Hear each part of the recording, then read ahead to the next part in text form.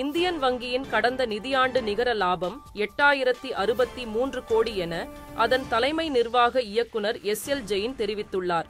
சென்னை ராயப்பேட்டையில் இந்தியன் வங்கியின் தலைமை நிர்வாக இயக்குனர் எஸ்.எல். ஜெயின் செய்தியாளர்களை சந்தித்தார். அப்போது இந்தியன் வங்கியின் உலகளாவிய வணிகம் முந்தைய ஆண்டை விட 12% உயர்ந்து 12.22 லட்சம் கோடி என்ற அளவை எட்டியிருப்பதாக குறிப்பிட்டார். கடந்த நிதியாண்டில் நிகர லாபம் 53% அதிகரித்து 8063 கோடியாக உள்ளதாகவும் தெரிவித்தார்.